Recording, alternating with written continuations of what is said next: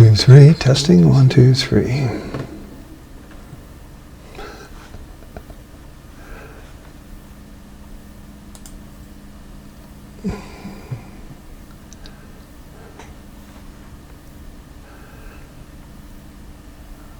Looks like I'm live. Hello everyone. Sorry it's taken me 15 minutes to get this thing going, but I had a few technical glitches this morning I had to mess with and didn't properly test it. Anyway, I hope you're all seeing this, and I hope I still have some folks available and watching.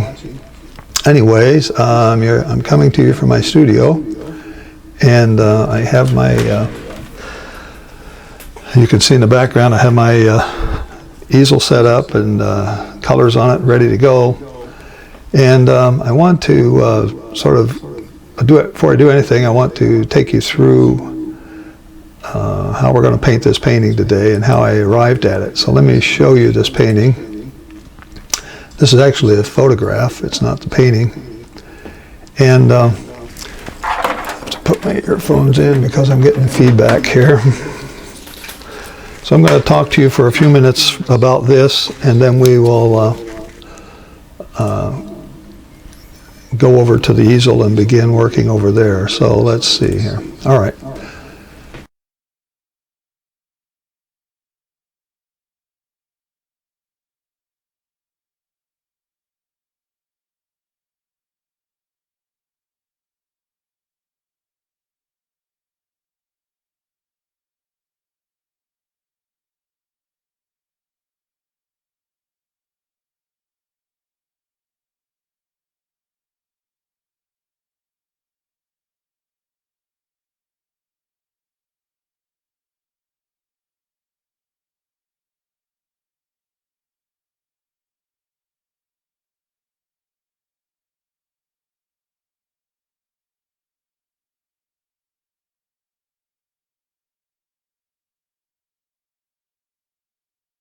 Large, and it's basically has a lot of stuff in it, and so I wanted to cut it down a little bit. So if you downloaded the PDF document, which you can get here, you actually can see what I did when I cut it down here. So I really zoomed in, which makes the mountains a lot more prevalent, and makes the foreground a lot smaller, which really gives you the scale and the size of this particular photograph. And so that's the image we're going to paint today. And so what you have in your packet, if you downloaded this PDF, you should have a value map, which is something I created. And I have it ready to go. And I've basically been getting ready to do this with my on my canvas. I haven't actually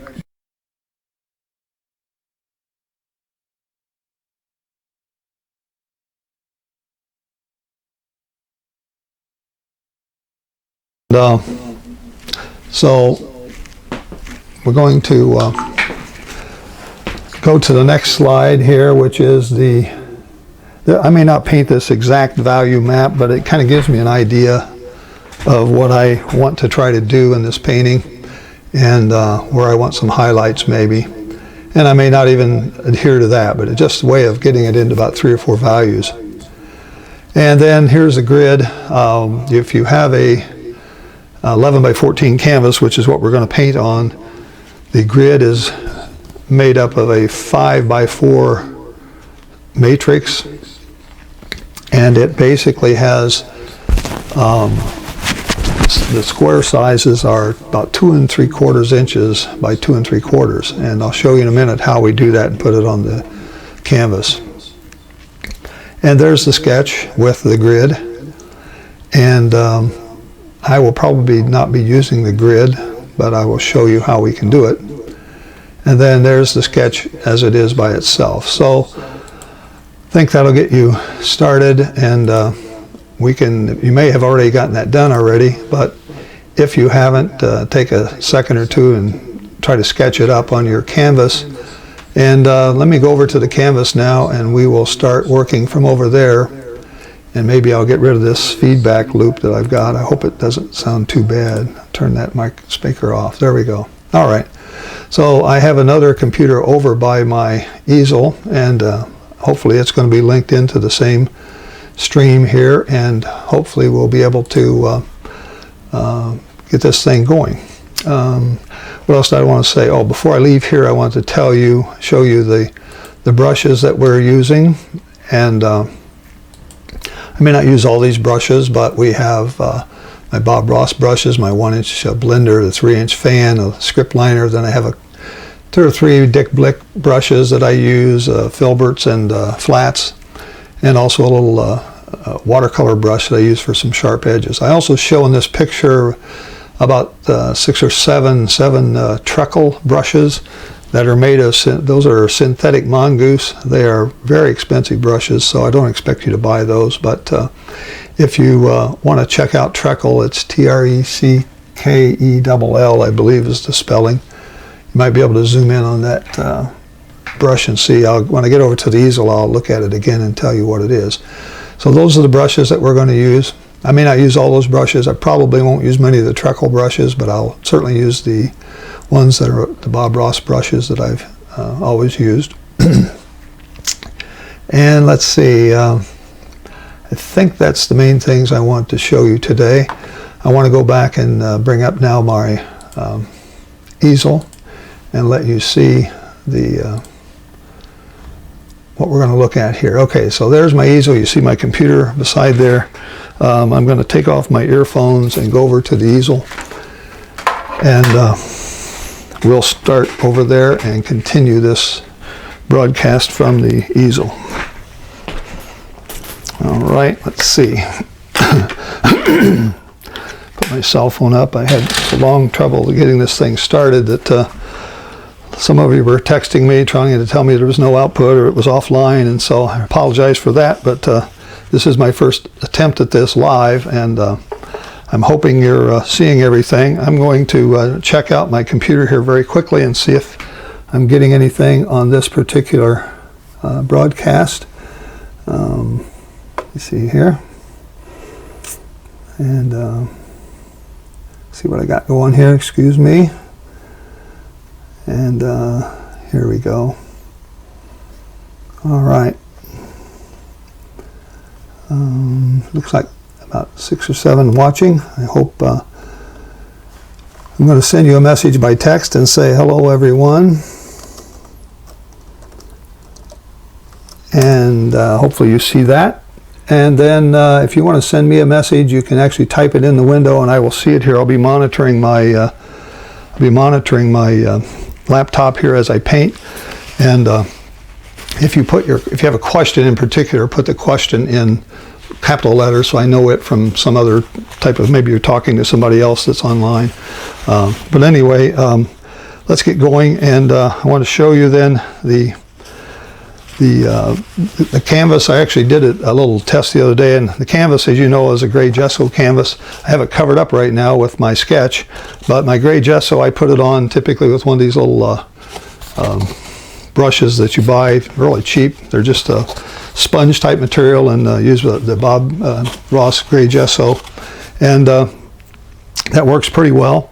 And so I hope you like that, and that you got your canvas prepped for that. So let me talk about the grid again. The grid that I showed you was a set of 5x4 matrix, and so this is something I sort of cut out for our students. It's basically a 2 3/4 inch wide grid, and you can put it on 11x14 canvas, and it will actually make the grid lines that you need, 5 that way and 4 horizontally. And then you can sketch based on the gridded sketch that I've provided for you there in the document that's on the website. What I've done is I've taken my transfer paper, it's really tracing paper, and I have my sketch on here, and I'm going to trace it onto my oil canvas, and I'm going to use something called transfer paper. This is Ceral transfer paper, and because my canvas is now gray, I want to make sure that I have the transfer paper a different color than that. So I actually have white. This is white transfer paper. And that's something else we used in my classes when I taught them at the previous place I lived in Indiana. And I hope a few of those folks are watching. I think maybe some of them are. So I want to get this thing zoomed in here just a little more like that, so you can actually watch me sketch. I have a couple other things here, that controls that I have that actually let me control the cameras from my easel.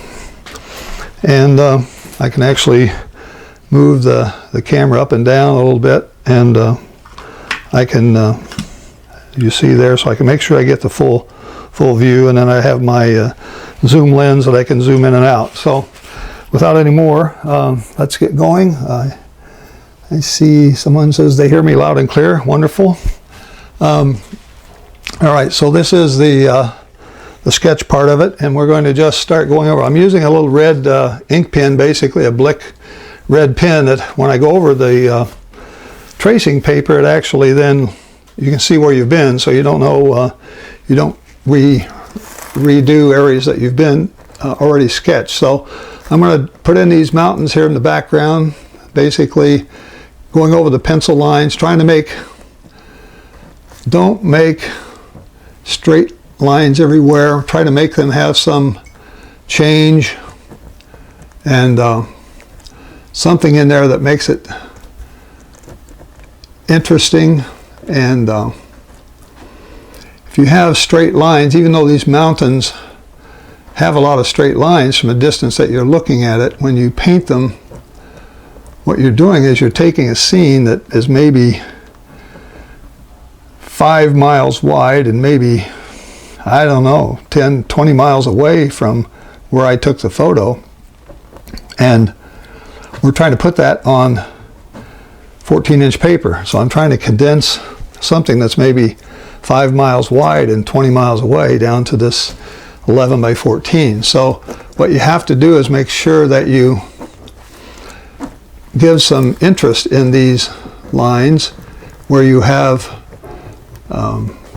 trees or whatever. And so you want to make sure my ink doesn't work when I paint or when I draw vertically like this. It doesn't work quite as well because the ink tends to run back up the barrel here and it doesn't get on the paper. But if I tip the pen just a little, I can get this thing done this way. Make some lines.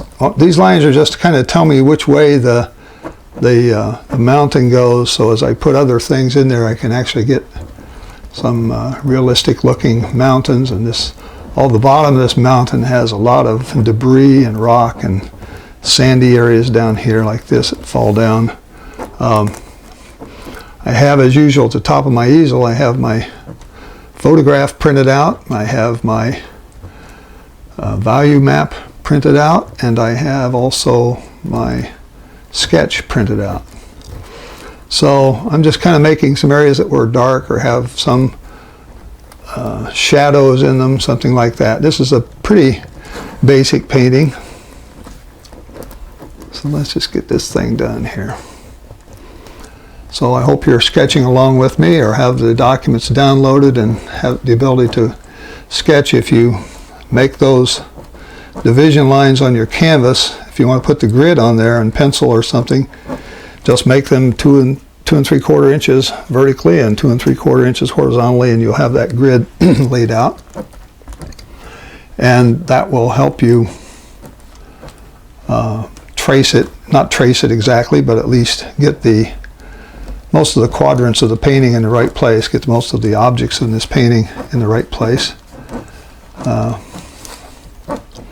this is mostly about the mountain. The photograph that I took was really about the vast landscape. You could just see for miles.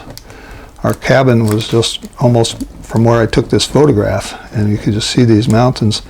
The sunrises were gorgeous because we were facing the east and the sun came over the top of the mountains.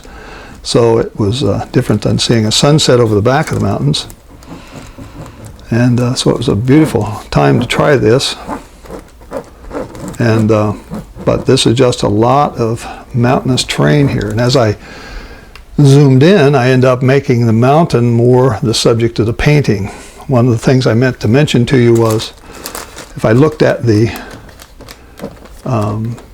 photograph, when I started, I had about a third of that photograph was sky, about a third of that photograph was mountain areas, and about a third of it was foreground.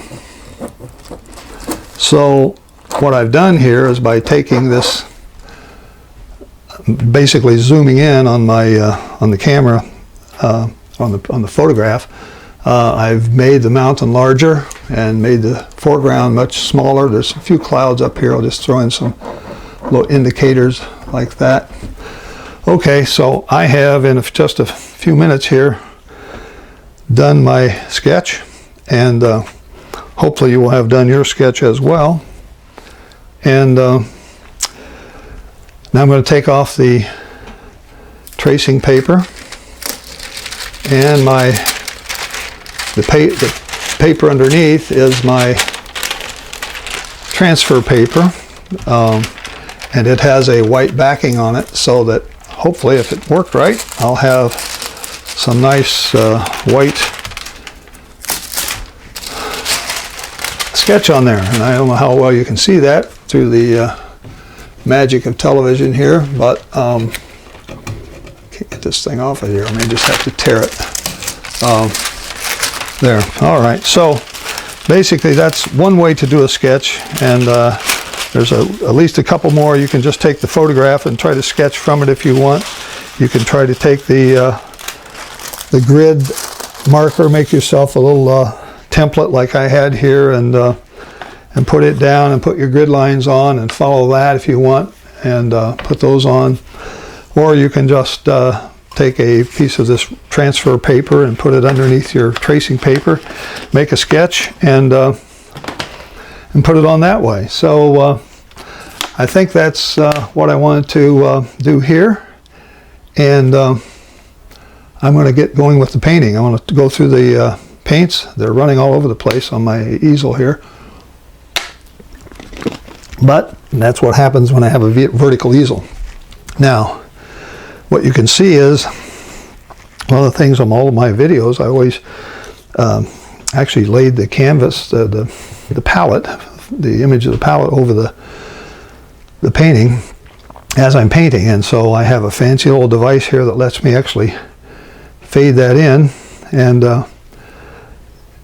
actually will let you see the palette as I'm painting. And as I need to move it from place to place, I have a little dial here that I can just move it from one side to the other, to the top. I can make it bigger. So I think I'll leave it right there, and I'll go through the paints with you. Most of you who've painted with me before will know that this is the standard Bob Ross palette, and I have my colors: titanium white. These are all Bob Ross colors except one: titanium white, phthalo blue, Prussian blue, midnight black, Van Dyke brown, dark sienna, alizarin crimson, sap green, and I have a bright red, cadmium yellow, yellow ochre that's running down my glass, and also Indian yellow running all over the place. They have more oil in them, so they're slicker. My glass is really smooth, and they just like to slide when there's a lot of oil in them. And I have a Grumbacher paint over here that's called ultramarine violet. So with that said, I will shrink that little job down and get him down in the lower right corner. And I also have my small paper plate that has on it, maybe you can see it here, I'll hold it in front of the palette camera and make it larger for you.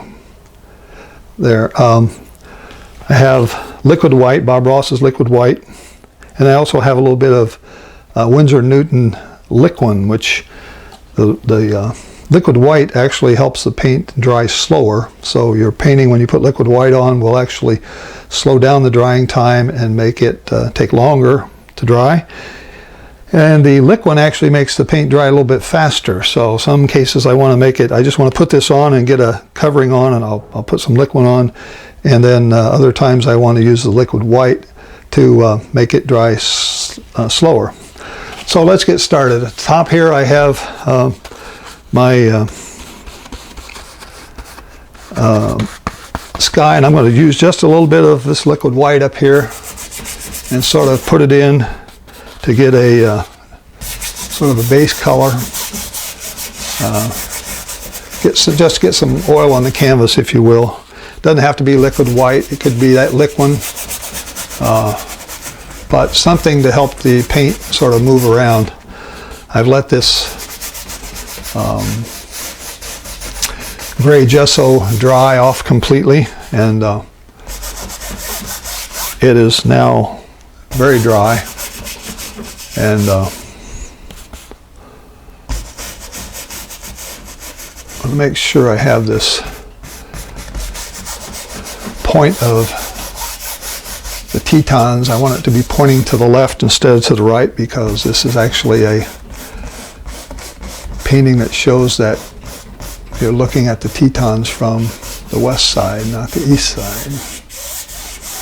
All right, that's a little bit of stuff on there like that. I don't know if we'll go to 4 o'clock today, folks. If we don't, if we get done earlier, I'll stop. But if we do, I'll keep on going until I get this thing done as well as I can for you. Okay. Now, I haven't really said whether I'm going to do this as a winter scene or a summer scene or whatever. I think I want to do make it look a little wintry. I have a nice summer scene here. There's no snow on the mountains, so I think since this is a winter class, it's cold in most parts of the country, and I think I'm going to try to make it a bit of a winter scene. So I'm going to pick up my one of my brushes here, and we're going to start putting in the sky. I'm going to pick up this. Oh wait, I'm going to use this big brush here still. Let's take just a little bit of Midnight Black and a little bit of my ultraviolet. Put some white in it. I'm hoping you're seeing the palette okay. And let's start up here in the sky and just sort of put in a bluish, purplish sky up here. Little dark colors in there. Picked up a little blue. And the blue sky, or the sort of the purple sky, sort of says winter a lot more than one of these bright blues that we have on the palette. So we're trying to change the mood of this painting from one that's a bright sunny day to one that's sort of maybe a little overcast, maybe has some snow off in the distance there and it's hitting on these mountains. Touch of alizarin. As I get down toward the horizon, I like to always put in just a little alizarin in there somewhere to cool it down. All that helps make this look more distant. This is a long way off from where I took this photo. It's probably well, I know it was a good 25 miles to go from the west side around the mountain to the east side, and so I'm guessing these mountains were probably at least that far away. The Tetons it's a beautiful national park, but it is one that you cannot actually drive through. You can only drive around the perimeter and the base. And you can't get through the mountain like you can in some of the other parks. One of my favorite parks is Glacier National Park, which you may have heard me talk about. Glacier, you can actually drive right through the center of that mountain from the east side to the west side. So let's put a little more white in here. Show that we have some clouds. I haven't cleaned my brush out. I'm just kind of mixing on the palette, picking up violet, picking up black, picking up white, and just sort of giving a little alizarin and putting that in some spots. Okay, let's see. Hopefully you're with me here, everybody. And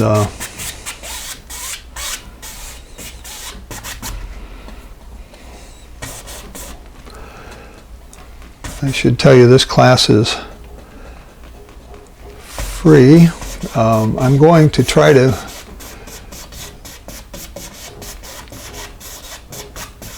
charge a little bit for these classes. I have to put in so much infrastructure here. I have to have a super high speed internet service to do streaming. Verizon Fios is a great service, but it costs a lot more than standard internet service. So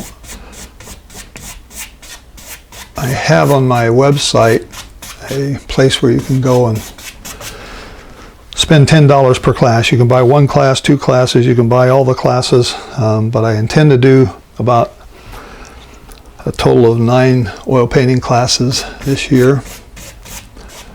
And I have them listed there. You can actually see the dates and see the schedule. It's the third Wednesday of every month. And for oil painting. And they're $10 each. And there's 9 left after today. This is a free one.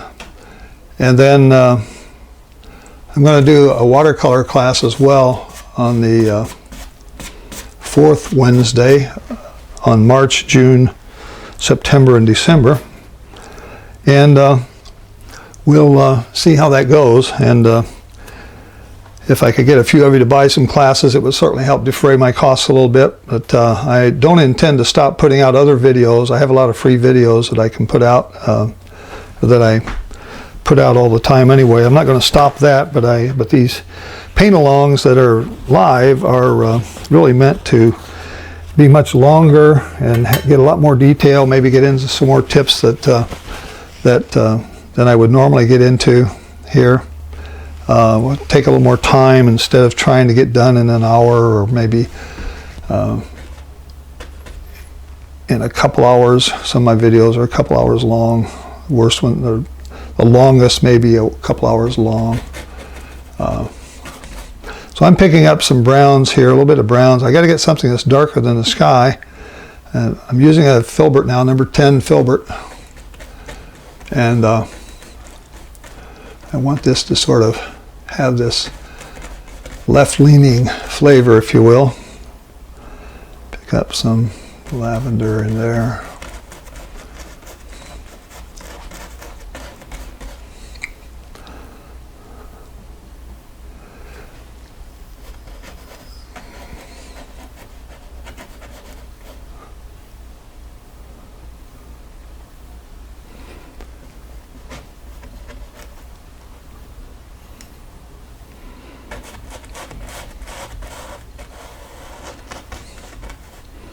There's a little bit of a bump right in here that I kind of lost in my sketching process. Now I'm looking at the photograph to see if I can sort of capture it. Using brown, a little bit of black, a little bit of white, sort of getting a sort of a muddy brown look here. This peak over here is not much to it. Keep picking up this blue. I don't really want that blue in there that much, but maybe I'll put just a little bit in there. I do have a shadow here that it's kind of hitting on this particular mountain. Maybe you call that a happy accident there. And down here. Okay, let's keep going on this guy.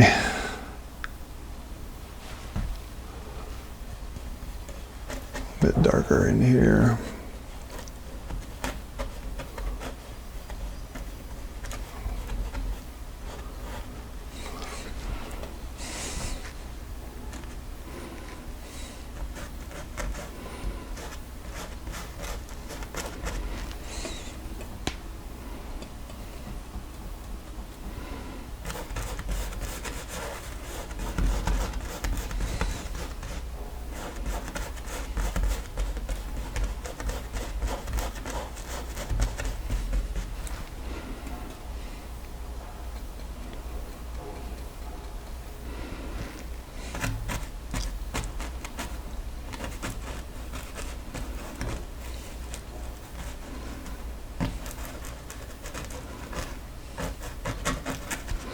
Picked up a little bit of dark sienna and white.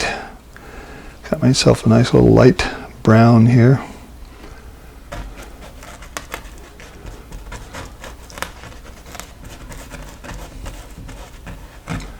Everything so far is with this, other than my background sky, has been with this number 10 filbert.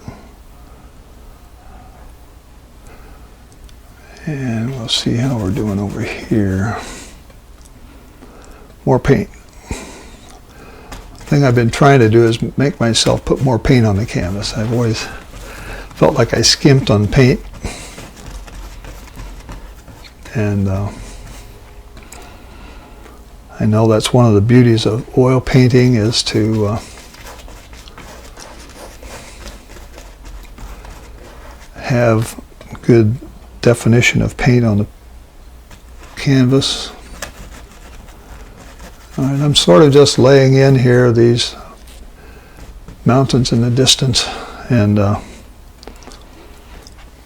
trying to get laid in a way that we'll come back over it now and after a while and do some more fine tuning of it by putting in some finer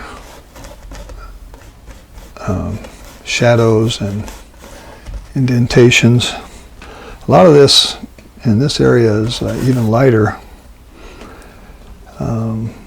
except if I'm going to make it, it's almost the same value there. Pick up a little alizarin and see if I can change the color somehow. I don't have to follow the photograph religiously, but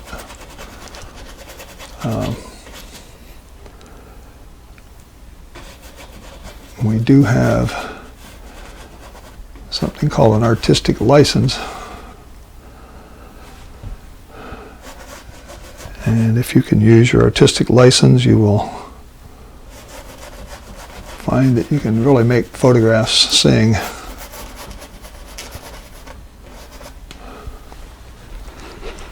Okay, I think we're doing okay. I want to step back just a minute and get a look at it from a distance. Look at it in the camera, see what you guys are seeing in the streaming view. Okay, I like to take a little step back every so often. If we don't, you get too close to it and you really get your perspective distorted.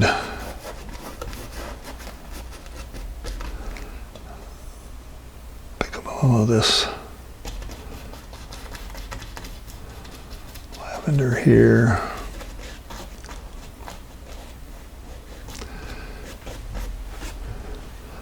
Some of you who've taken classes off of me before know that I talk a lot about the composition and making sure that we have every area covered so that we don't have any part of the painting that has nothing going on. Like if you take a 2-inch viewfinder or something and put over this and you want to look at the painting in such a way that you don't have a 2-inch square anywhere, that you don't have a change of color or change of value, change of texture, some object differentiation. If you do that, you're making a very pleasing painting. And all the top artists do this instinctively, I think. It's just the way they paint. And got some dark over here a little bit. Make a little shadow come out this way.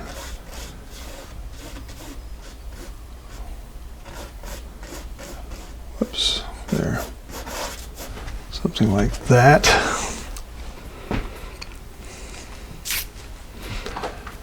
Okay. In my paintings videos that I put on YouTube, I just paint and I don't worry about whether the palette is showing or not, or where the palette is actually, because I have one camera dedicated to nothing but the palette. And in the editing process, I put that over the painting, and then if I need to move the palette around, I do it in my editor. Here today, I have to keep checking my output stream to make sure I don't start, if I start painting in this area, I know I have the palette overlaid right there right now, so I have to make sure I change the view that you're seeing, otherwise I'll mess it up for you. So if you see anything happen like that and you have a problem, send me a big message here. I have someone from Germany watching. I'm just checking some of our viewers. I have Robert from Germany, Brittany from Canada, another gal from Ottawa, somebody from Norway is watching. So folks, those of you in America here who are watching, we have an international broadcast going on, and welcome everyone. I'm happy you're with us, and happy to share what I've learned and what I know, and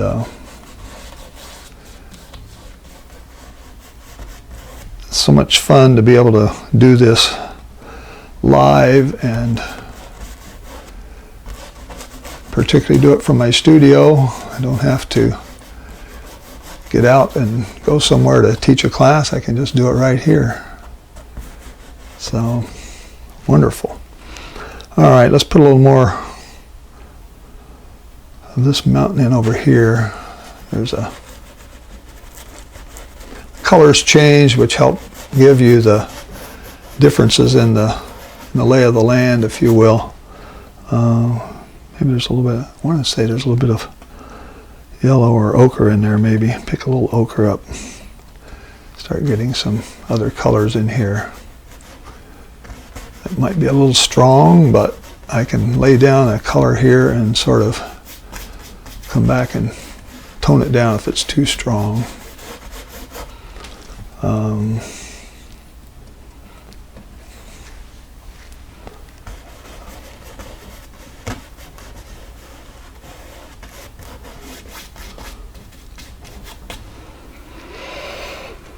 I see somebody from Kalamazoo, M. Bengal, yep.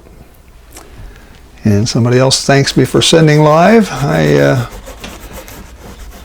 enjoy that. This is first. I've never tried this before till today.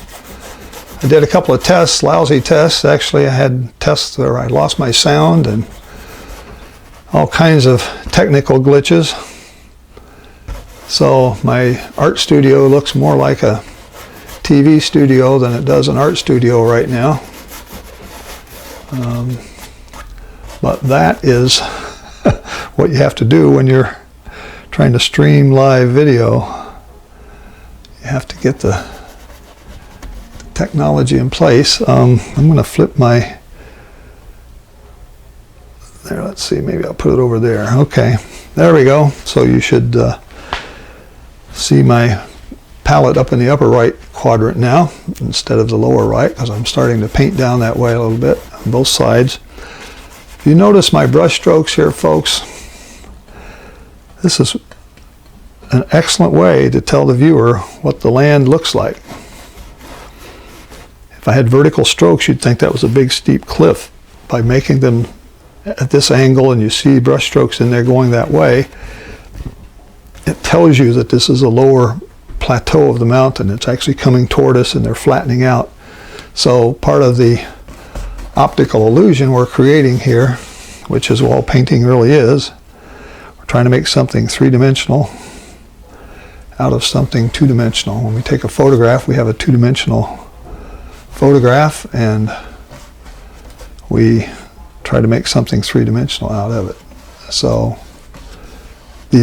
all of these things like this, these brush strokes I'm putting in right there, all of those strokes tell you what's happening on that land, and it helps with the illusion that we're coming down to a valley. This is mountains in the distance, and they're coming down to this little valley, and we've got these little houses and buildings down here in the foreground, and that's going to be really important to make sure we represent this painting properly.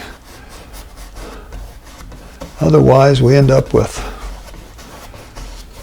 a funny looking painting if you can't make it look like there's a valley and these are coming forward. I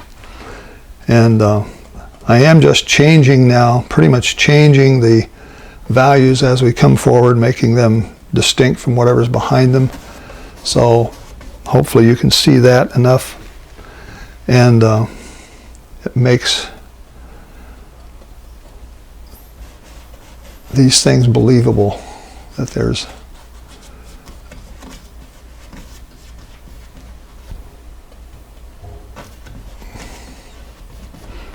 all right.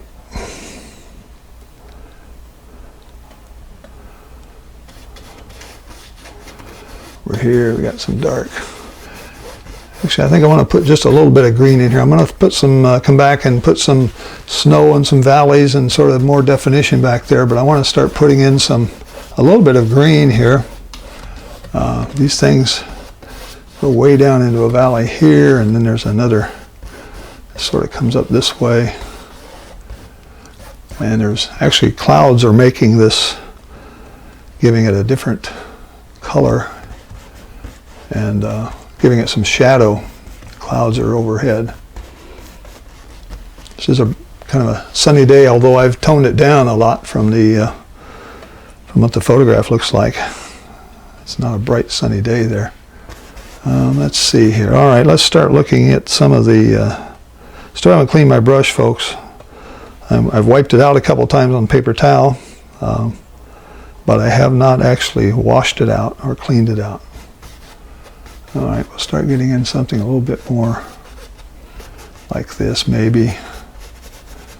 Putting in a little more definition, picking up a few more greens. That's a lot of green right there, but we can fix that. There is a sort of a low-lying hill right here that's green and brown, and right in here.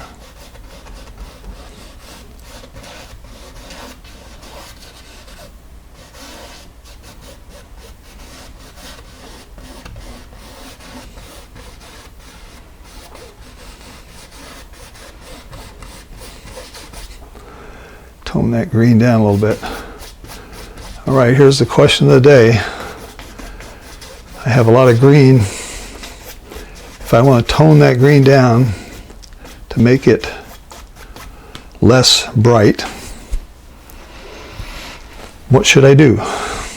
Add black, add brown, or add red? If you've taken my class before, you'll know the answer to that.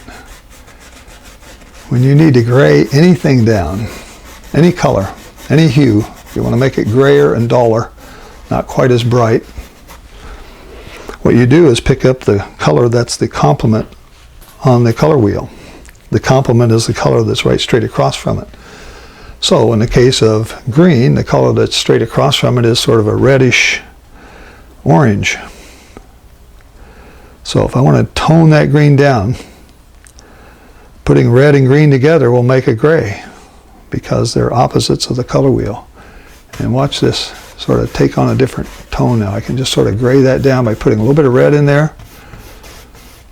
Just made it a lot less bright. So, a little red and green make gray. Yellow and purple make gray. And you can have any value and shade of gray from in between. Okay. How are we doing, folks? Let me see if we're still looking good here. All right.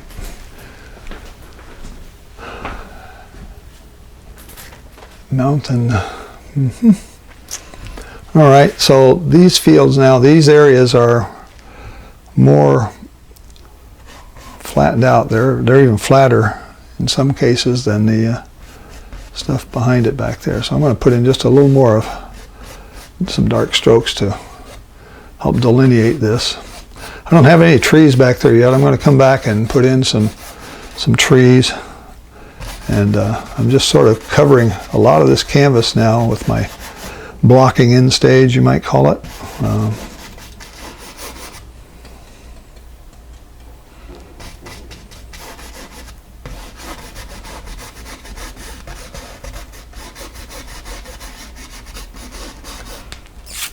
Okay, over here, let's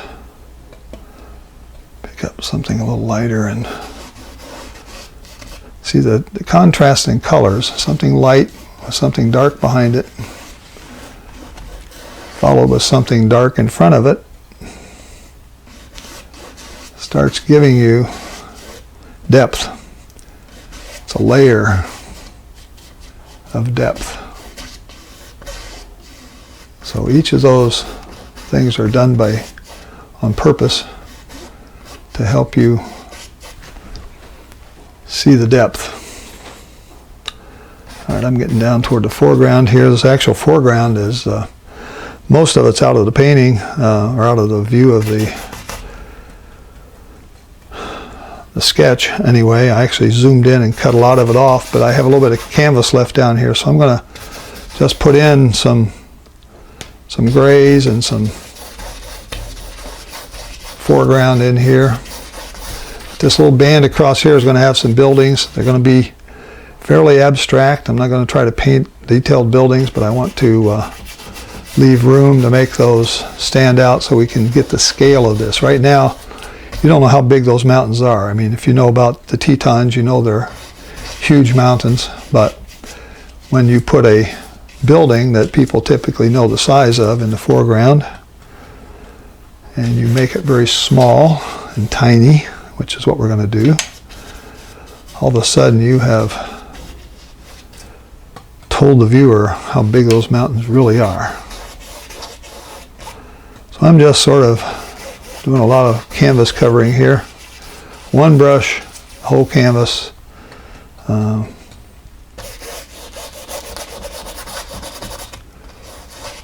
Okay. And let me see how we're doing here on the streaming output. Very good. Okay. I'm going to have to take a drink of water here, excuse me.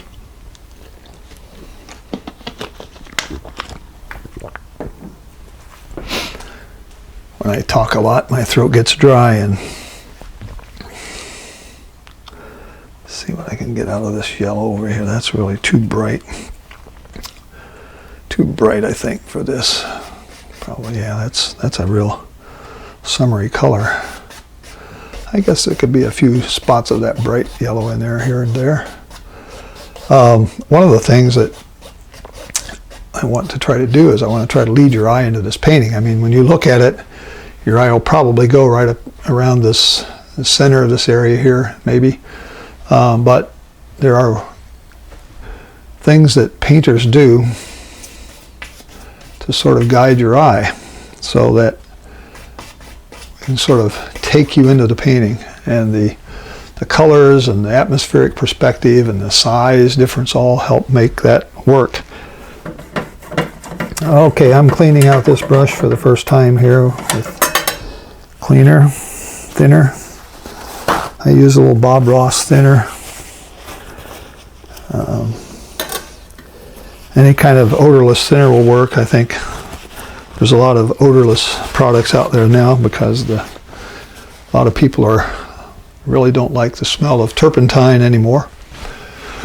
All right, I'm going to leave the foreground. I'm going to go back and start working on the background. I just see an area here on the right-hand side that did not get fully covered with some paint. So let's go back up here and sort of put in a little more sky up here.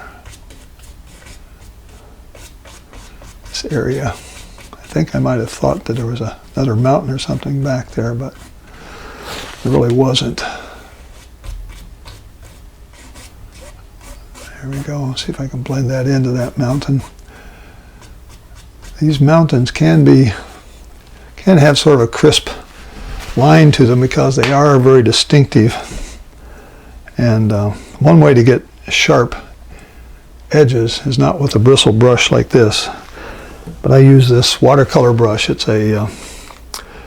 called a Dick Blick Golden Tacklon. It's synthetic nylon, and when I put paint in it, I can get a very, very sharp edge and get these bristles pulled together in a way that gives me a nice sharp edge. And I can come up here and put in part of this mountain that needs a sharp edge against that sky. Typically, the farther things are away from you, the less distinct you want them, except in the case of mountains. If you got trees and stuff off in the distance, to make them very fuzzy and abstract is okay. But when you have a mountain, especially a large granite mountain like this, or I guess it's granite, you want to have a fairly sharp, distinct edge.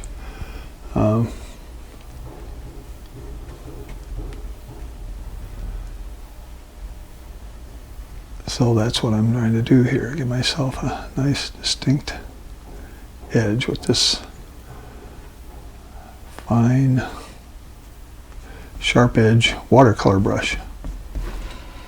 Okay, so there's some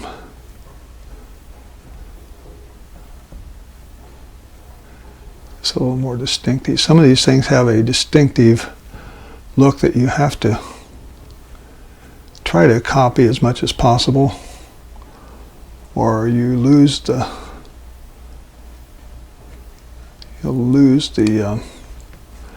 viewer in what it really is. You want to make sure that if it's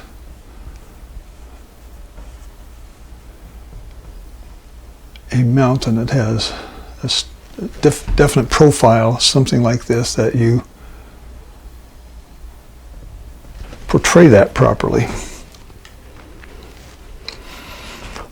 I think I just painted underneath my palette over here a little bit, and I just realized I've got my palette in the... put him over there. All right, stay away from this corner for a while. Okay, over here, this right side, I'm going to keep coming back with this brush, picking up some lighter colors and highlighting some of this top of this mountain here as well.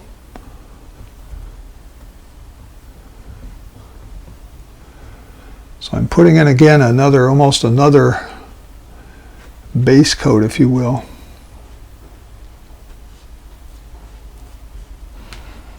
And this is white and dark sienna.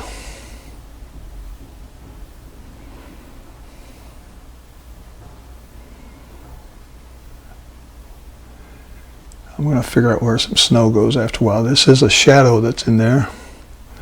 And there's this other mountain below it, a little, kind of goes off like this and goes over here and back like that. And it's lighter. We're trying to get the values here. If I can get the values right, it will tell you more about the lay of this land than anything else. Brush strokes certainly do, but the values are very important.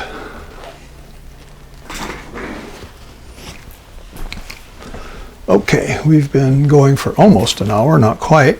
So I think we're making good progress here. This area here, I want to get in this area in here a little bit and start defining it just a little more. There's actually some vertical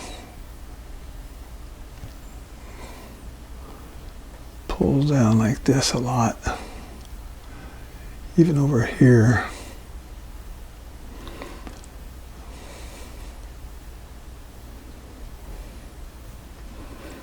Something like this.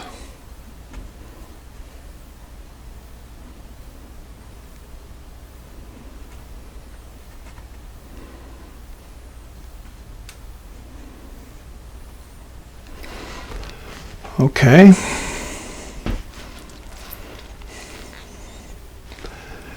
Everybody's still online here. Good.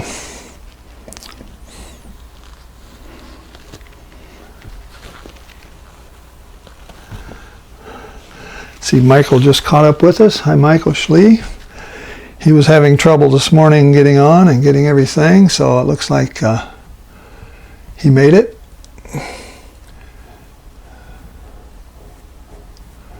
Sorry about covering up that painting with the palette. Thanks for letting me know, Susan. All right, over here, I'm going to have to put in some more definition. These are it's almost too light. It doesn't look bad, but it's probably a little bit lighter than I want it to be. Pick up some grays and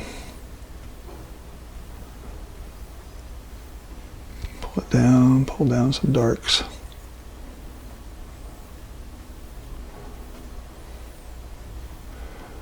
Okay, now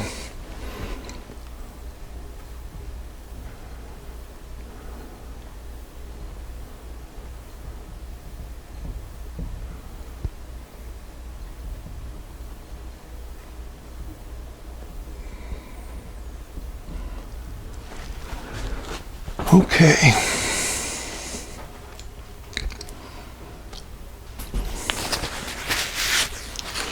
Looks like we're making some pretty decent progress. There's a definite shadow. I'm going to try to preserve the shadows where I see them if I can, if I don't forget. Kind of goes up this way, down here. That we have just a little bit of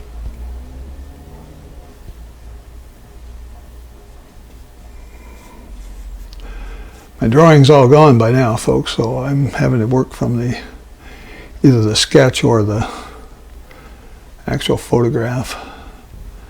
But at some point I'll probably stop looking at the photograph as much as I'll start looking at the painting. And I'll start deciding what the painting needs in terms of abstract shapes. If you follow me at all, you hear me talk about abstract shapes. So many painters try to paint something that's sort of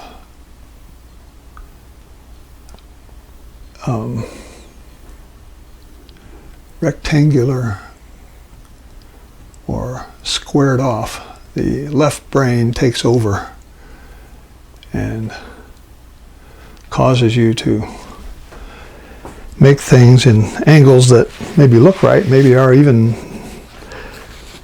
technically accurate, but they don't make a pleasing painting because when you're shrinking something of this magnitude down to this smaller size, you have to make sure you put something in all of these areas to make them interesting. If I had a 2 square inch, if I just had a big triangular mountain here and had it one color, it would not look very pleasing because nothing's going on.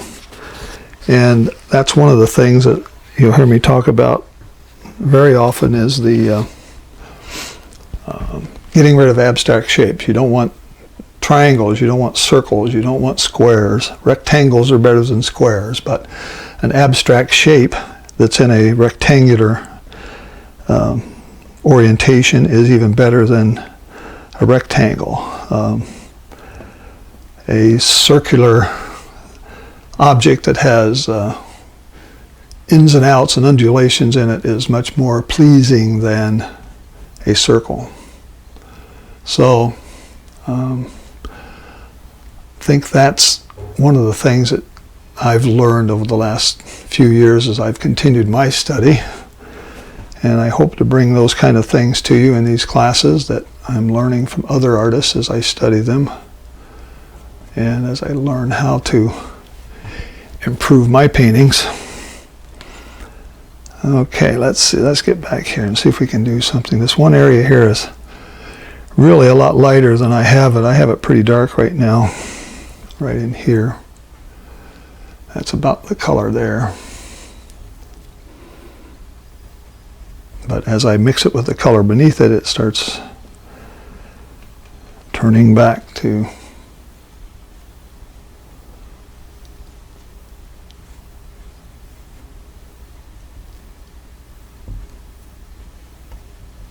the darker color when you do that.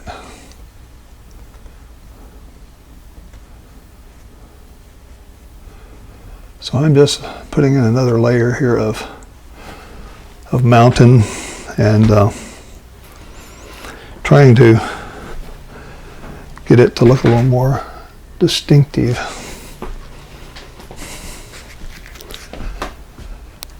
Okay, if any of you have any questions, please feel free to ask.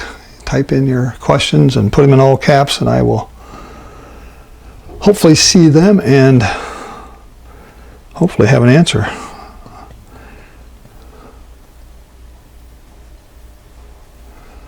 So I'm putting a little bit of ochre back in here now, sort of give this some definition. The reason there are no trees, I might add here, because this is probably about 7,000 feet or higher. And usually the tree line in most of these mountainous areas, at least where I travel, the tree line is usually about 7,000 feet. So above it you have nothing but granite and rock and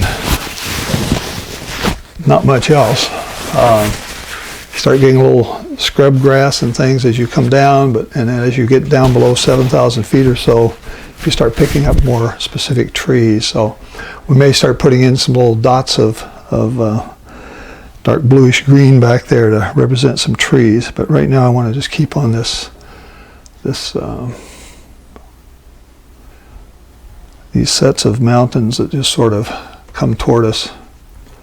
See if I can continue to define that a little better.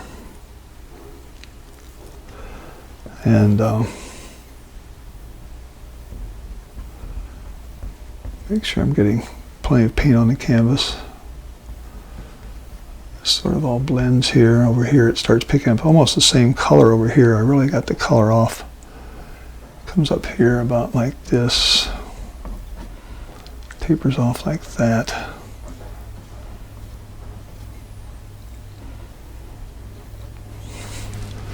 So by making some edges that look like they have the brush strokes come this way, it actually looks like you have a sort of a plateau area up there that's either in shadow or flat, and it drops off like that. So you can do a lot with these brushes to just make this thing look very, very real and very three-dimensional. But you have to work with light, you have to work with values. You have to be thinking about it all the time, and everything you put down you have to have a reason for a brush stroke. Alright, let's see if I've got some, try just a tad here. I'm going to try to see if I can start getting some greens. I'm getting some ugly green here with my cad yellow and phthalo blue.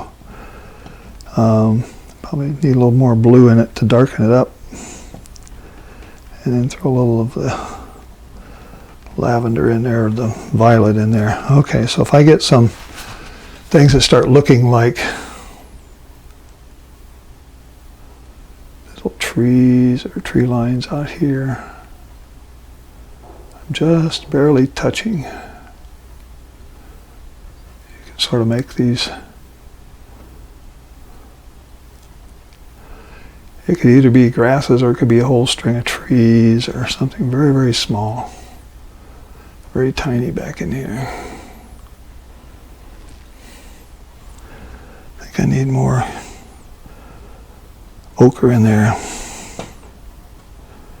I'm getting a mess going here.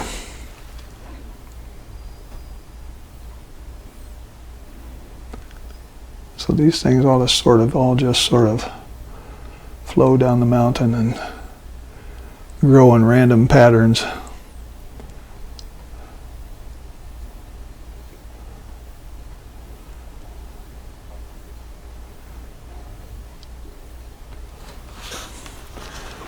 Where's my light coming from? Judith wants to know.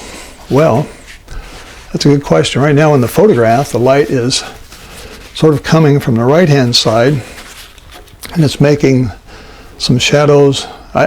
Actually, in this case, I think the photograph, it's a bright sunny day, and I think the sun is almost overhead, and the shadows that are coming down are from clouds. So I sort of have to invent my own light source in this case. Because if I put the shadow here as it shows in the photograph, it's really indicative of a cloud coming over more than a light shining from the left, that sort of thing. The shadow that's on this mountain on the right-hand side is more, indicates more a cloud than it is the light from the sun. So I think I don't remember what time of day I took this photo, but it looks like from some of the other shadows on the ground that the sun is almost right overhead.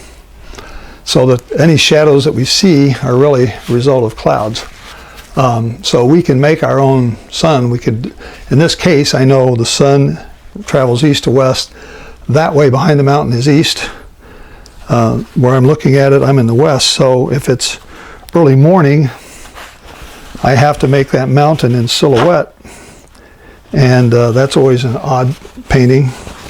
If it's in the evening, the sun is fully shining on these, and there's not many shadows left or right. It's only as the sun falls a little bit to the south, you would start getting typically some shadows, and they would be typically on the left side of everything. So if we want to make a realistic statement about the sun, we would put shadows on the left side of these mountains. And so with that in mind, why don't we do that? I said I was going to go back and put some snow on the top of that mountain as well. These mountains, at least at the higher levels, elevations. And so when I think about this, think through it, I hadn't really thought through this that well. Thank you, Judith, for the question. So let's put some shadows on the left side of a few of these mountains here and see if we can actually tell people where the sun is.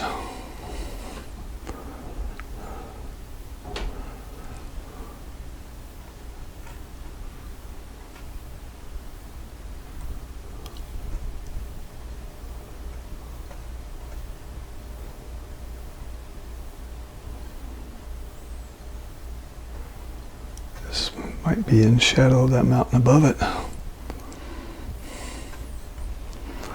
I'm using some violet, black. These colors are not really strong colors. They're soft colors almost. So I'm going to make this shadow of this bigger mountain even come over this way and darken. Could be even darker. The Bob Ross black is has a lot of blue in it, and so as these mountains have it sort of jut out in some areas, they sort of have a interesting shadow appearance. All right, now let's. Oh, you know what? I just put the. Did I paint? No, I'm not painting over the. I'm still okay with my palette camera. All right. Keep on this thing here and see if we can get a little more darkness back here.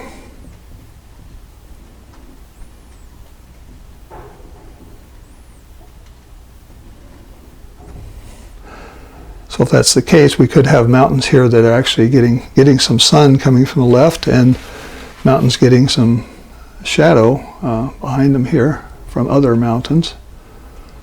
And this one up here on top, we'll darken him down just a little over here on the left side as well.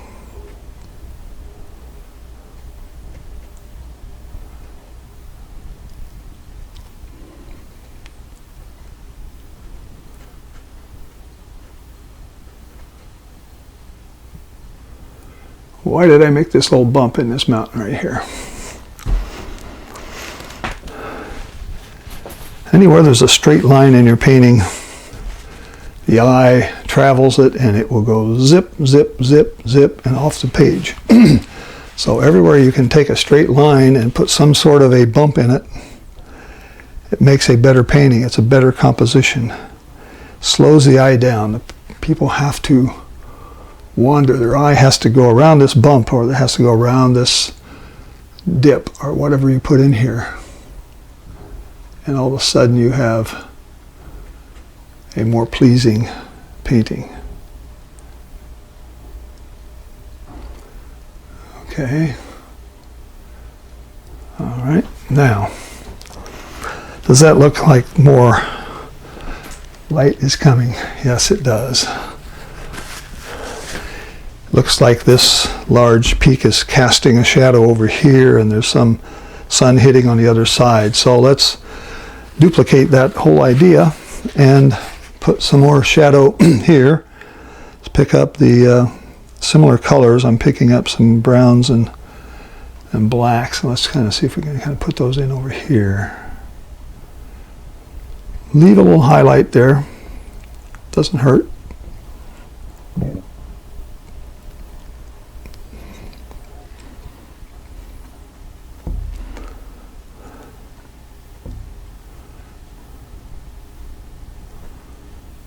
And let's put these in like this.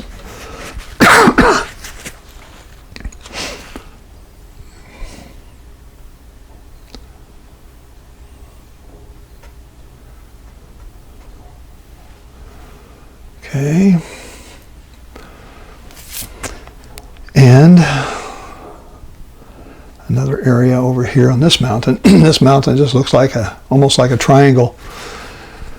Visually, that's what it really is when you're back from it. So let's untriangulate it. Let's put a... So I'm not copying the photograph exactly now, and that's for artistic effect. It's to slow your eye down as you're looking down here. It's a very straight, smooth line. I want you to come up here, whoops. We'll slow down and will not go off of the page very fast. Some more shadow in here. Could be from clouds or whatever, but let's put in a bit darker.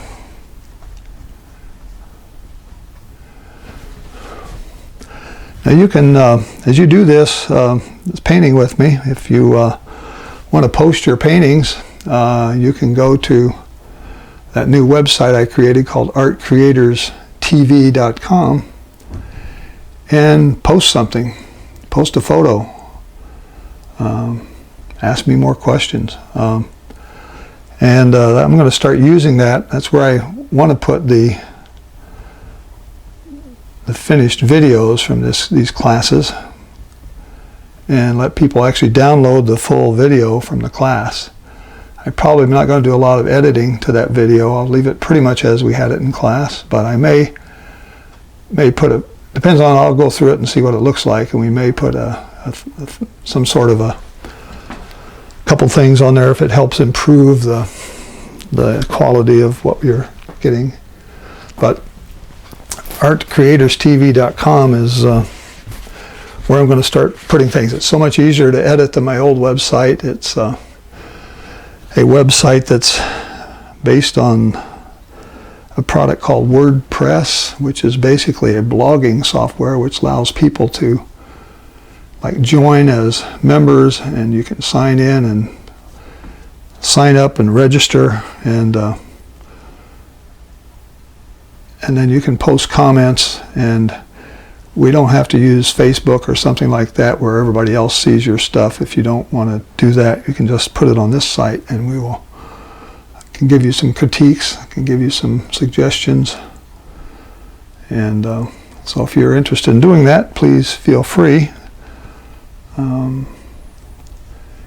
If I know that you're somebody that took the class online, I certainly will approve your comments and post them on the website. I get a lot of spam on that thing. That's the only disadvantage of a WordPress website. There's a lot of spammers out there. So I have to go in and moderate those things, those comments. But I have a spam handler, so almost all the spam comments get caught, thrown in a folder, and they don't end up on the website, garbaging it up. Okay, so I have a sort of a plateau there. It looks like it's almost too big here. I think I want to thin it down just a little.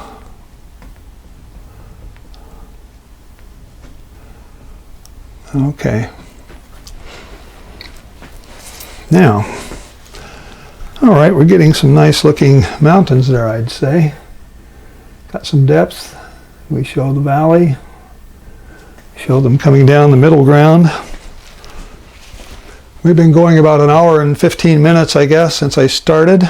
I think in about 15 minutes we'll take about a 5 or 10 minute break for you that are painting along.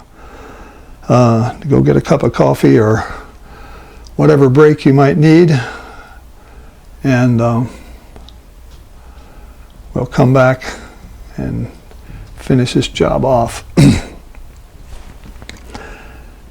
When I taught my classes in a classroom, somebody always brought in cookies or something. Always had a little coffee break and everybody got to eat cookies. Can't do that online here streaming, unfortunately. We have haven't figured out how to do virtual cookies yet.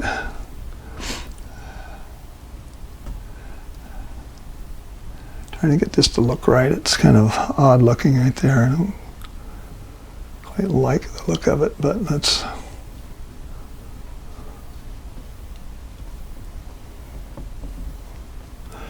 So if I give you a little valley here, I'm going to hopefully take your eye back this way and up to that peak. I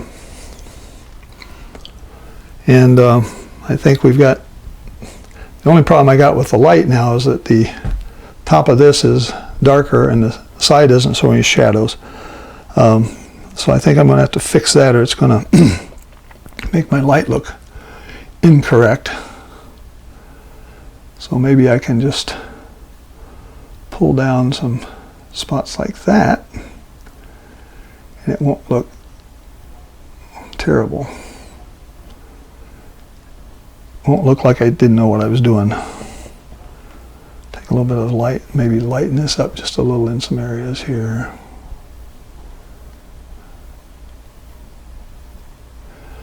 Make it fuzzy on the edges.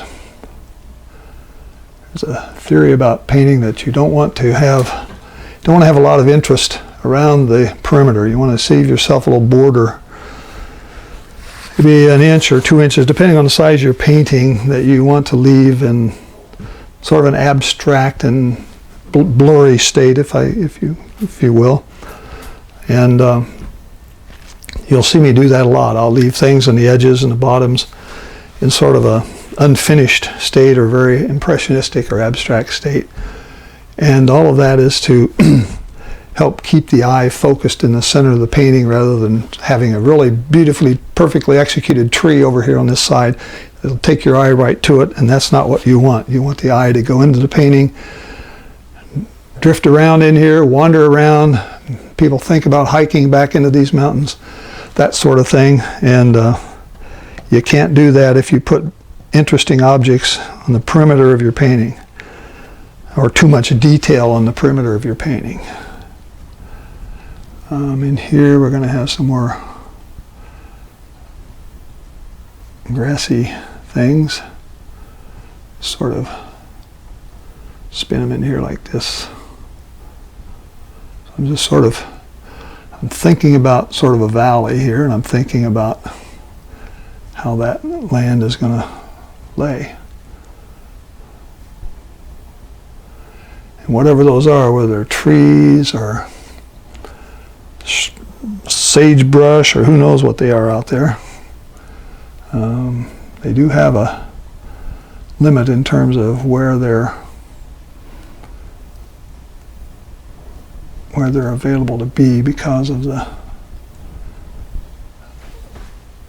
altitude. Okay, I think that's looking more like a valley. And by just changing the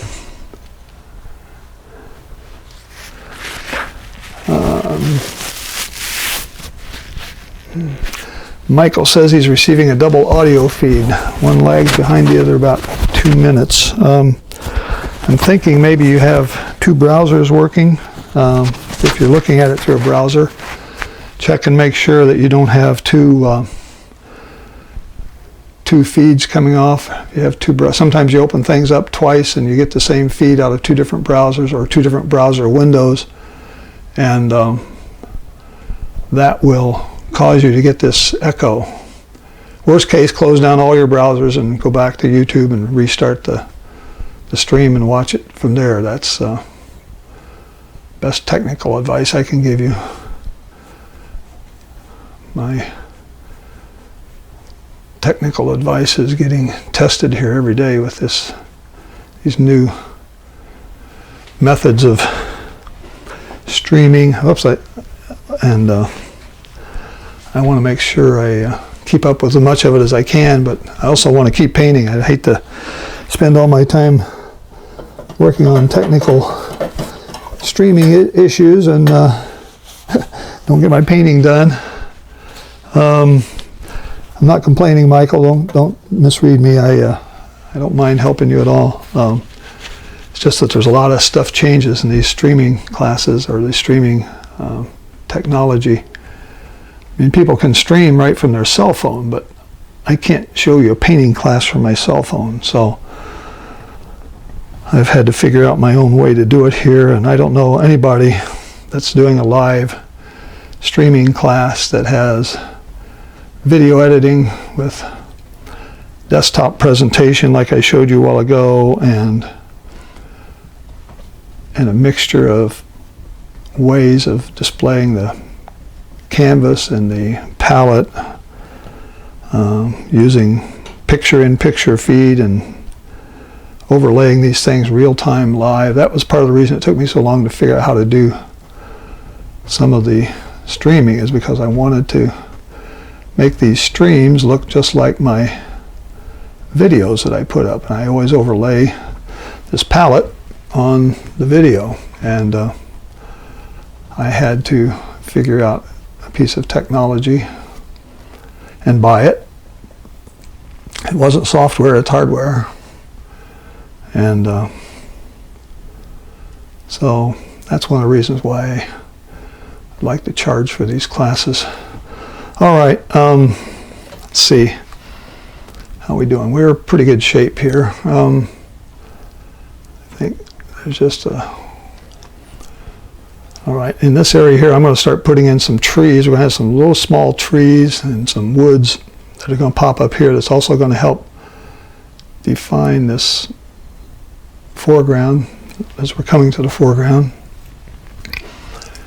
And I think this over here, let me look at this again. I think there's another. Okay, before I take a break, I'm going to grab this, put in some dark right in here. There's a dark, another dark.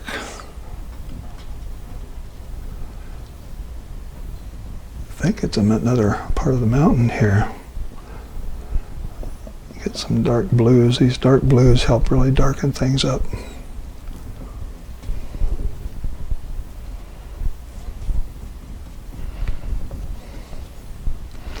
Some of that looks like it's shadow, but I think it's also another sort of a rise in the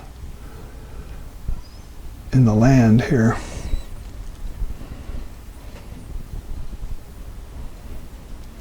Okay.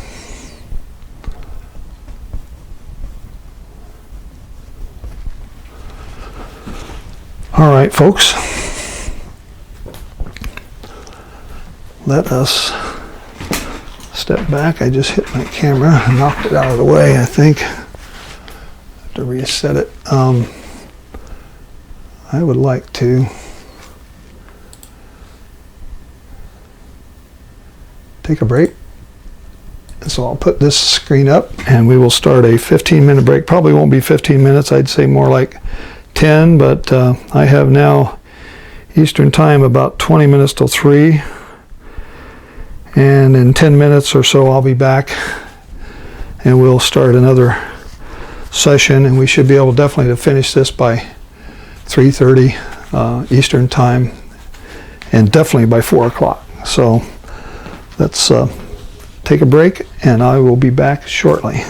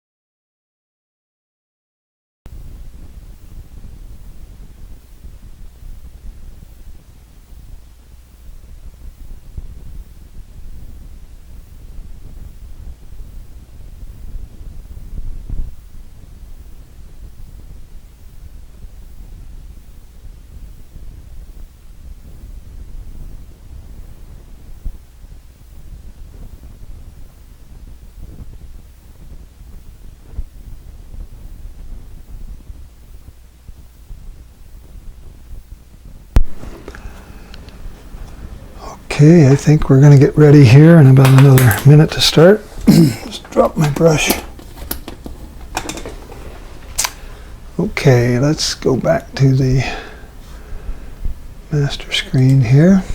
All right, there we go. Turn this guy off. Okay, I think we're getting some pretty good definition. That Grand Teton Mountain looks like it's tipping a little bit too much to the left to me when I look at it back here on the camera, but I think we can correct that a little bit. Okay, I think I got everything going here. My microphone's on. Okay, we're going to work a little bit on some trees in this area here. I'm going to put in this big triangular area here. I want to sort of give it some definition, and so I'm going to use my number 3 fan brush here that I have. It's always good for making some nice little nice pine trees. Picking up some phthalo blue, some of the violet, and let me throw a little Prussian blue in there to get it even darker. Very dark green. Okay, so I'm getting a very dark color here. And in this area here, we're going to put in some small trees.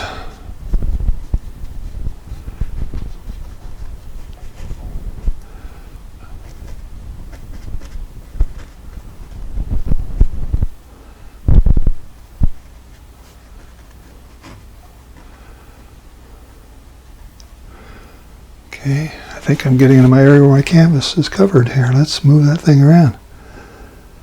Okay, let's put it up to the top. There we go. All right. So hopefully I didn't paint too much under there. So I put it. What I'm figured out I'm going to do is use my little blue piece of tape here and stick it up there. And when I start painting up here, I'll see the blue tape, and maybe that will remind me that I have my palette camera showing in that corner.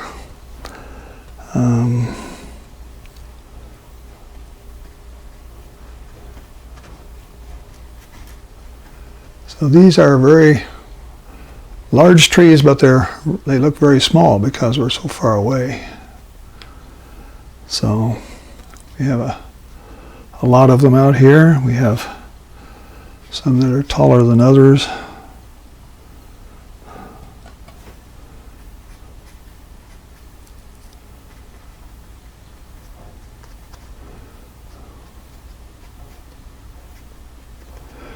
Probably do this just as well this way with my filbert brush probably, but just very lightly hit in some trees here in the distance.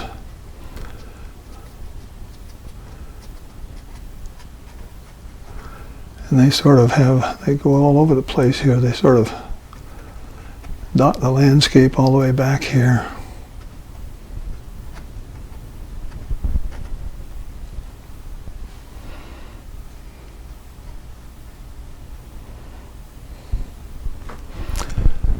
As they get closer, they'll get a little bit larger, but not too much.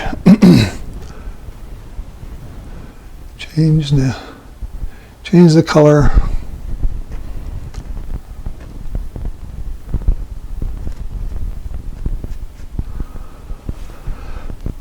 We can make these sort of go down in the way the land flows here. And this is sort of the other way to tell us there's a valley here. Prussian blue primarily, and a little bit of ochre.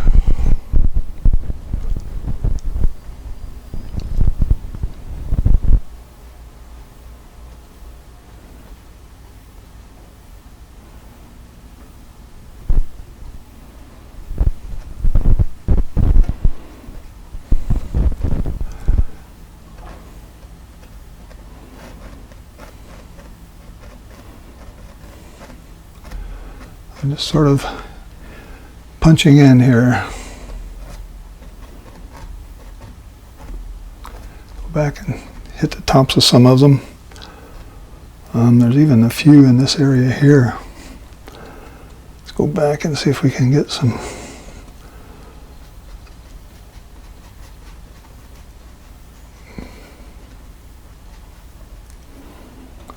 Darker Prussian blue.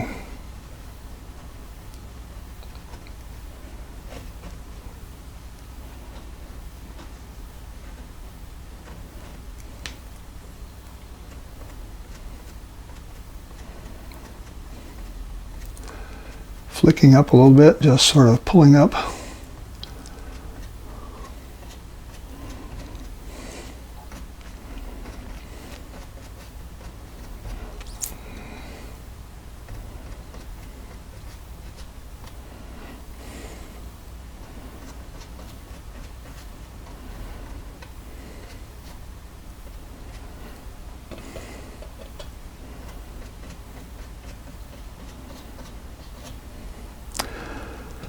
Times there's just sort of ochre colored trees sitting out there that are either dead or dying.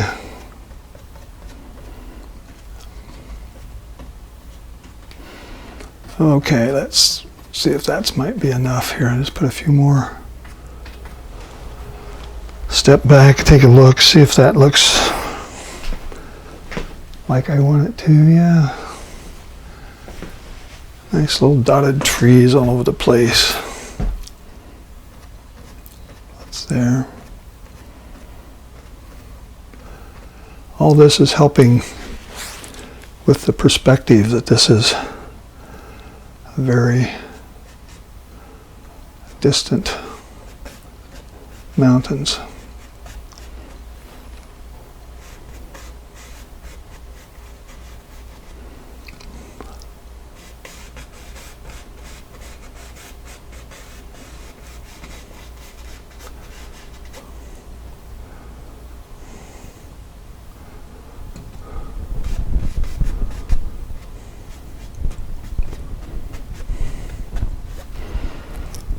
Here and put in a few more. Actually have this mountain still goes down this way even.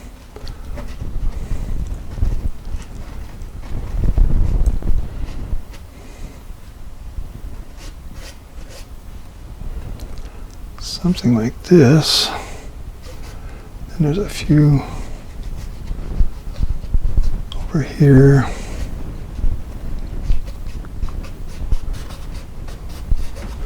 All right, that should be giving you the impression that I have a lot of distance between these houses in the foreground and those mountains in the background. And I think that's kind of what I want to portray here. Put a few more trees back here, getting just a little bigger. Maybe these are different kind of trees, maybe, I don't know.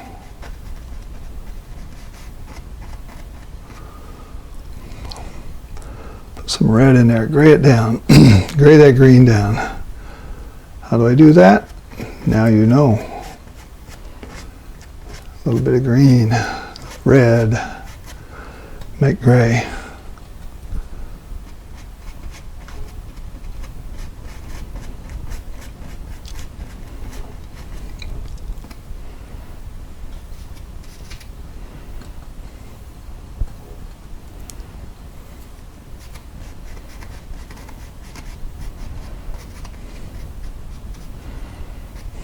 Okay, over here, let's put in some, kind of putting in some things to outline the back of these.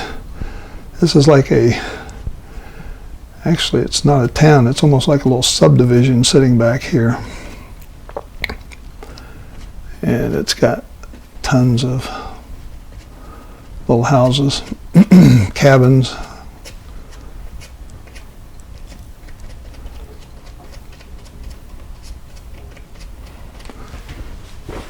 Okay,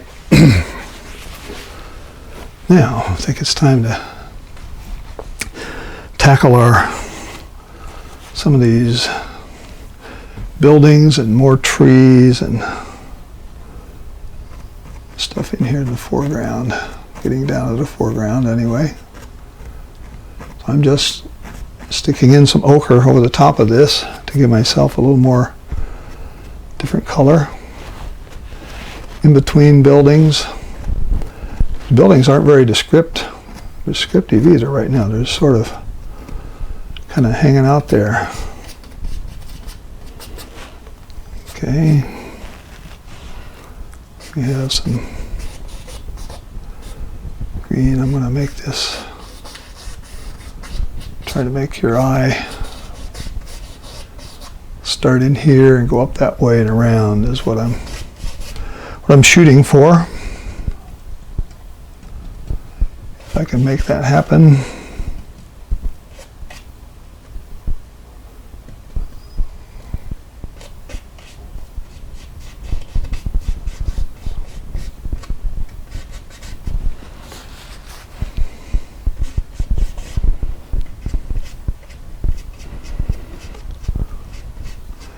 So just this fan brush is really beautiful for doing stuff like this. Some fuzzy stuff in the background, middle ground, filling in areas. And when we put in some of these buildings, they're going to be so small, they're going to be sitting in the foreground, and it's going to look like those mountains are humongous, which they are. Okay. I'll pick up my flat watercolor brush again. Get there we go.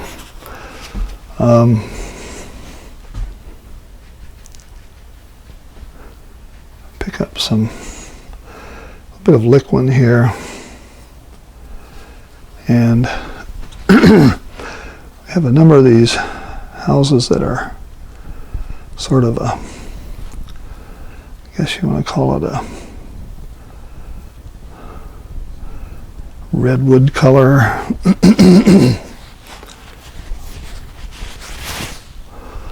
Like right in here, there's a there's a little one that goes right here.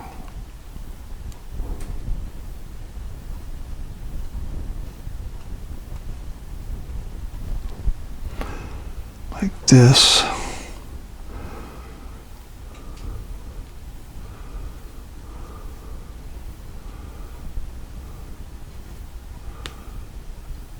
I'm going to just try to make these somewhat abstract and more white. Lighten those jobs up a little bit like this. And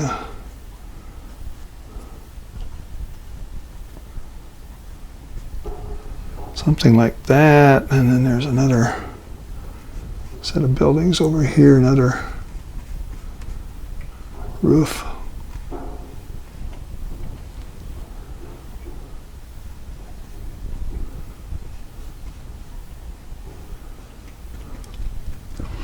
Just sort of laying this in now. I'm going to come back and maybe touch it up again here with some other colors, highlights. Oops, didn't like that color.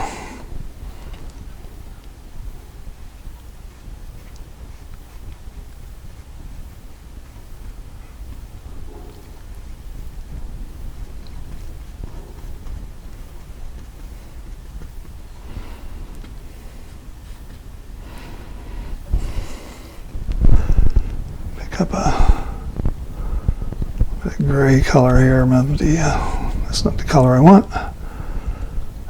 Maybe the color like this, and go put them in here.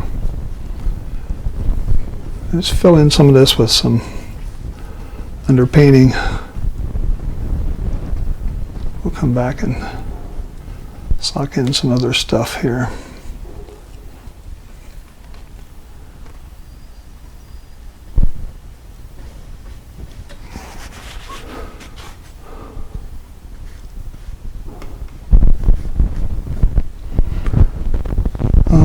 Let's see here.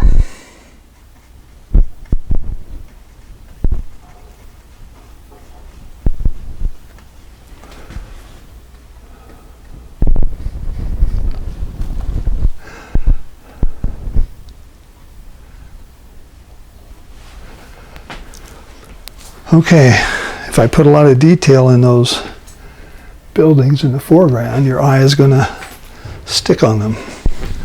I don't want it to do that. I want your eye to come in and sort of start here. This little red pop will help your eye get here, and I want you to sort of move up this way like that and around, come back around this way. So I'm going to see if I can make the eye do that. It's always the tough part, is trying to figure out exactly what to do to get the eye to move where you want it. And put in some other little structure looking things over here that are fuzzy and out of focus. And don't know what they are. They could actually be some trees or some buildings rather.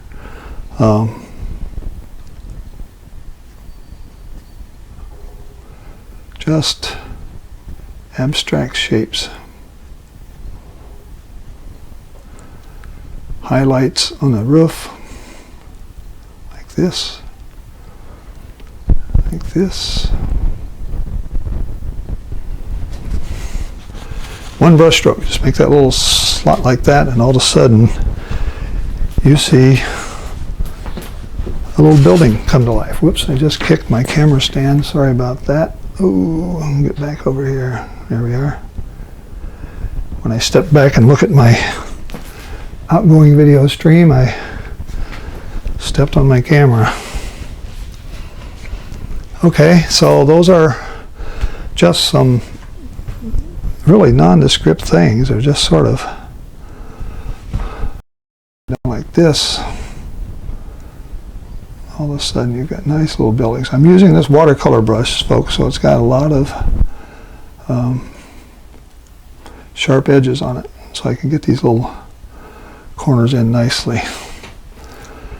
Okay, we don't have to do a whole lot more than that. I'm going to come back and put in some more dark bluish green stuff in here. Kind of want to close this corner off here. Close it off means that I want it to be darker so your eye doesn't wander off the corner of the painting. Same thing over here on the right. I'm going to put in some darker colors here. It's a trick that a lot of artists use to sort of focus the eye in the painting. A lot of times they even make the corner, all the corners a little darker.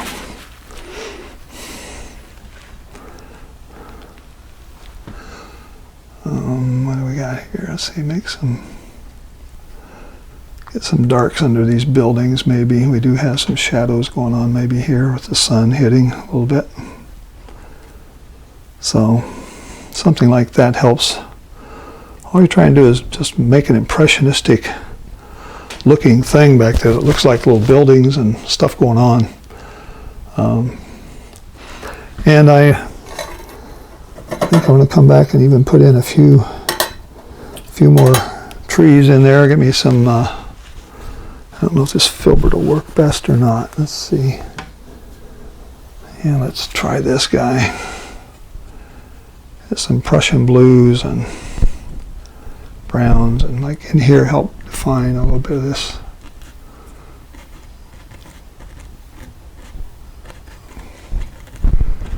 I put in some dark, really darks, those things start popping out.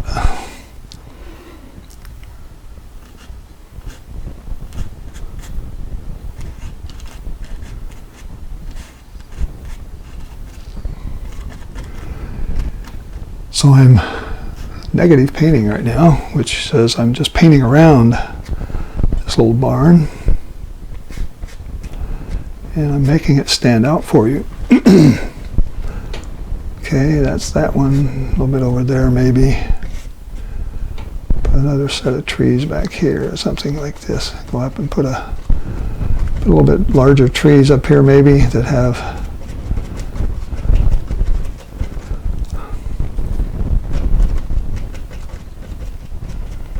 we haven't even used our painting knife or haven't used our script liner yet either.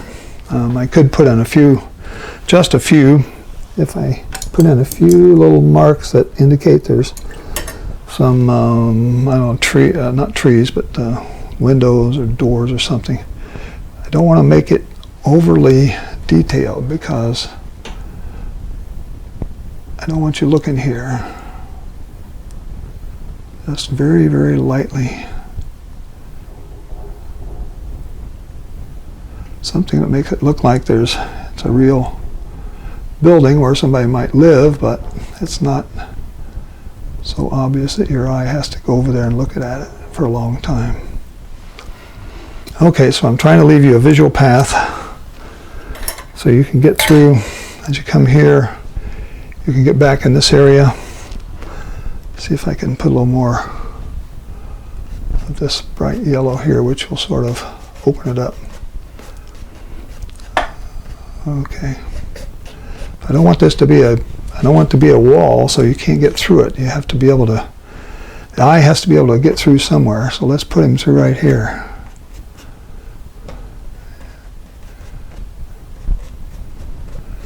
Okay. All right, now a few more streaks in there to sort of make it look like we got foreground of some kind going on here. Okay, so you look at that. Where does your eye go? I need to have just a little bit. This in here like this. So, come on.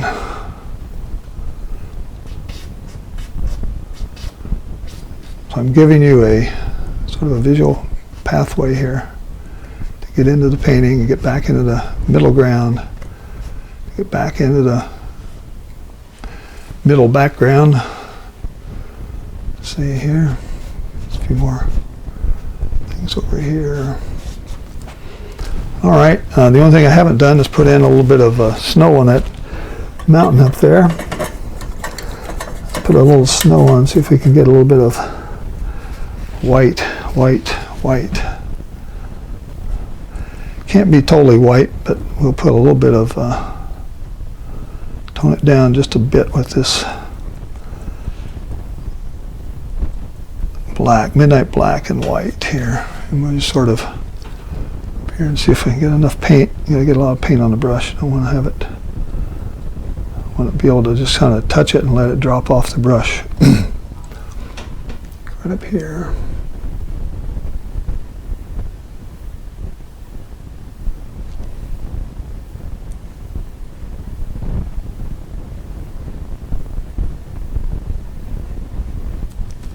Okay, that's a little bit there. How about a little bit over here, maybe? Pretty bright. I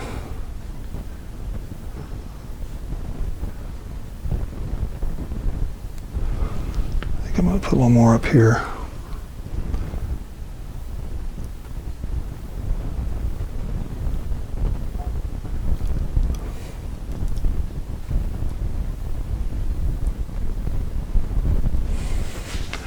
Keep this left side darker. It could still have snow, but it could be. Oops, picked up that blue. Whoa! I want blue. I wanted black.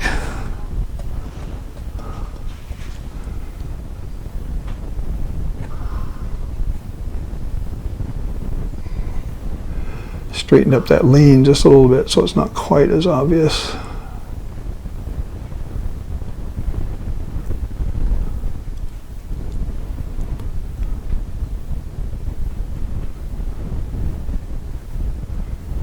Okay, not much over here. Take just a little bit and run it down this way a little bit with some shadow. Sort of a purplish blue color. All right, now we have a little bit of snow on those mountains. And I took a little bit of lean out of the main mountain up there. Let's see, I think I've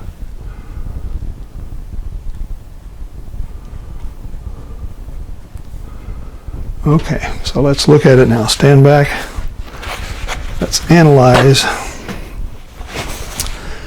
Do we have enough shadows to show where the light's coming from? Over here I do. I lightened that up quite a bit, which sort of lost some of my shadow color.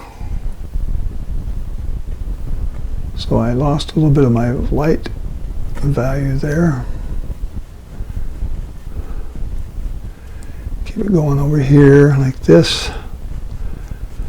Okay. So it's not a great, bright, sunny thing going on, but it is enough to look. We got some shadows going on, and there is some height and going on in that. Okay, got some trees here in the middle ground. This background is sort of nice and loose. Foreground's really nice and loose. Doesn't look a lot like the photograph in that regard, but I think I could probably spend some more time on this.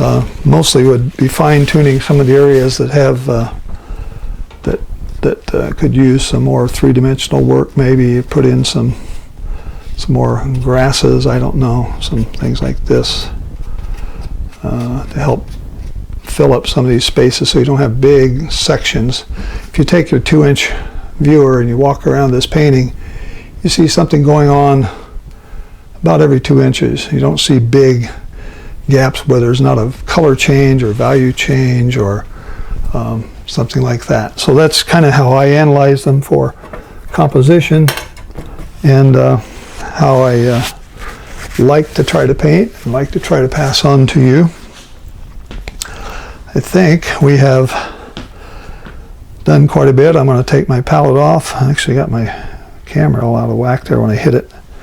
Let me just zoom in a little bit and see if I can show you some of this. I'll go up and we'll zoom in really tight. And we'll go over to this side, zoom in, and then we'll go left, the other left. And you can see what the mountains look like up close. We'll go down.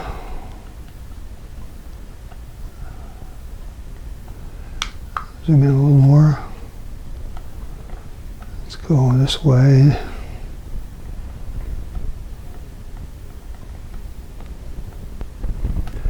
So you could put more snow in here if you want.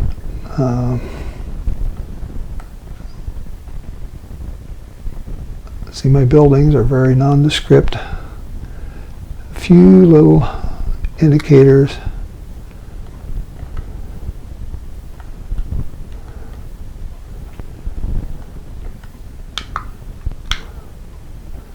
Back up.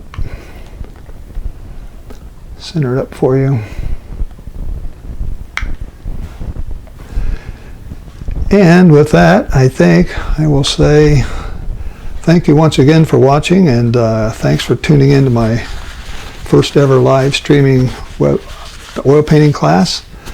And if you want to see more of these, go out to my website, artcreatorstv.com, and register. When I say register, I mean just go out and buy a couple classes. Buy one class for $10. Decide what you want. There's a little shopping cart there. You can pick one class for a class you know you can make. My next class will be the third Wednesday in February, which is the 17th of February.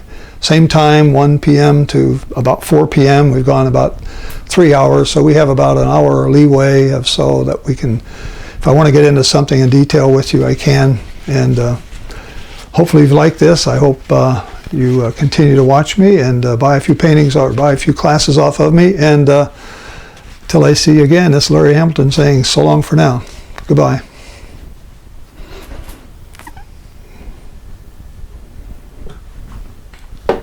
Let's see here.